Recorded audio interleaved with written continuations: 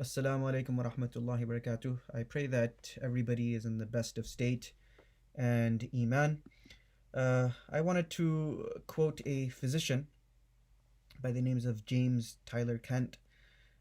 He was born 1849, he died 1916. He was a physician who specialized in epidemic diseases.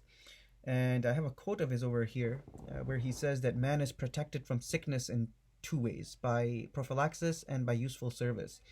The physician and the nurse who go into a district of yellow fever or typhoid or diphtheria or smallpox, who keep busy, who have in the highest sense of the word the true love of service, who have gone into the work as mediums of mercy, will be largely protected just simply from their love of the work, from their delight in it. They have no fear.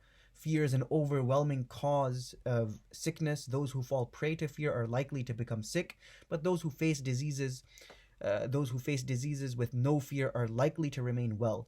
They do sometimes fall sick, it is true, but I believe it is because they begin to have fear in the work. So this is a quote by Dr. James Tyler Kent. There's 2 points I wanted to make over here. There's a lot of things to unpack, but there are 2 points I want to make. Number one, we should make dua for those who are in the front lines making sacrifices for the sake of humanity. We should be making du'as.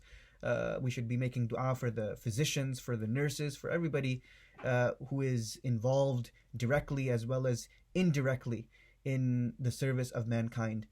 Number two, as Muslims, we have to understand that we shouldn't despair, we shouldn't fear or panic, because all conditions we know come from Allah subhanahu wa ta'ala. Every condition comes from Allah Azza wa Jal. This is our belief as Muslims. We believe that everything that happens, it happens by the decree and will of Allah. The times that we are living in, these are very strange times because authorities are telling us to wash several times a day. A lot of frivolous entertainment has been cancelled. Bars have been shut down. Interest rates are at zero. The President of the United States is telling us to pray. In other words, for us Muslims, this means keep practicing our deen. It also means that this is an opportunity to get closer to Allah and to become more acutely aware of and grateful for Allah's bountiful gifts that we so often take for granted and that for some are now threatened. Security, sustenance, mobility, family, friends, and faith. These are all bounties and gifts from Allah that we took for granted on a daily basis. At the least, inshallah, when things get better, we should on a daily basis appreciate and be grateful and express our gratitude to the bounties of Allah subhanahu wa ta'ala. The natural state of human beings who are not aligned spiritually with Allah, with the celestial realm, it's angst. And the antidote to such a condition is what? It's true faith and the knowledge that everything comes from Allah. All conditions come from Allah. When we are afflicted with loss of life, limb, or property, as Muslims, we know what we say. We say, Inna lillahi wa inna ilayhi raji'un. To Allah we belong, and to Allah we return. The Quran, it also tells us that those who turn to Allah in prayer in times of trouble and who are constant in their prayers and display high moral character, they don't suffer the slings and strikes of bad fortune. Rather, they recognize that these are trials and tribulations that come from Allah for our benefit, whether known or unknown.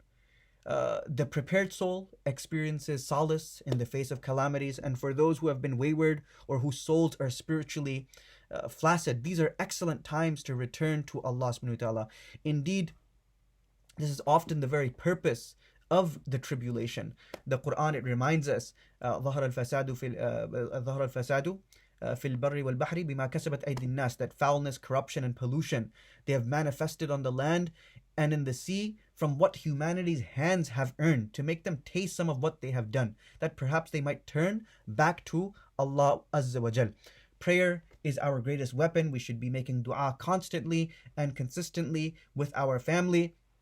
Against fear, we should be making dua against fear, panic, and despair. This is the sunnah of the Prophet ﷺ. If anything troubled or alarmed the Prophet of Allah, he hastened to prayer. So let us see the opportunity and the blessing in this tribulation, that we turn to prayer. I'm reminded by an incident that a story that I recently came across.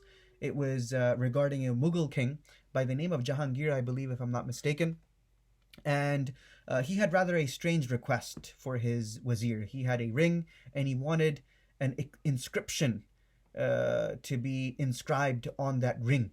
So he asked his wazir that I want such an inscription that when I'm feeling happy and I read this inscription, it keeps me grounded. And when I am unhappy and I read this inscription, it makes me happy. Right? It lifts my spirits. So the wazir thought. He came back after a few days and he said to him in Farsi. My Farsi is not very good. So he said, he said in Farsi that in hum me guzarad, in hum me guzarad, that this moment too shall pass. And this is how we should recognize this trial and tribulation, that inshallah this moment will pass with dua. It will Allah subhanahu wa ta'ala will alleviate our situation. Allah will remove this affliction. And as long as we are connected with Allah through prayer, through Quran, each and every single one of us, we will get through these difficult times.